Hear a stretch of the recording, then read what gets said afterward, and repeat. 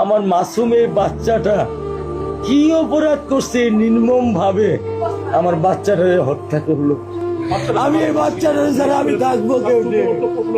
এই 8 বছরের মাসুম একটা বাচ্চা কি অপরাধ, আমি এই কলজাটা ছাড়া আমি থাকবো কেমনি? আমার এই বাচ্চাটা আমি ঘরে ঢোকার আগে ফ্রিজের মধ্যে আমার জন্য শরবত বানায় রাখে। আমার বড় মেয়ে না, আমার ছোট মেয়ে 8 বছরের মেয়ে। বাবা শরবত ছবি এখানে লাগায় রাখছে, বাবা তুমি আমাকে নিয়ে যাবা। আমি বলছি আল্লাহ, বাবা তুমি আল্লাহর কাছে যাও, আমার তো নেওয়ার দিয়ে যাওয়ার ক্ষমতা নাই। আমার মেয়ে আল্লাহর কাছে চলে গেছে, আমার মেয়ে আল্লাহর কাছে চলে গেছে। কি আমার ক্ষতি, কি আমার অন্যায়, কি আমার দোষ, আমি একটু জানতে চাই আপনাদের কাছে। আমার যদি কোনো দোষ থাকে, আমার কোনো যদি অন্যায় থাকে, প্রকাশ্যে আপনারা আমার ফাঁসি দিয়ে দেন। আমার পক্ষে সম্ভব না, দিনে ও 50 থেকে 100টা কল দেয় আমারে।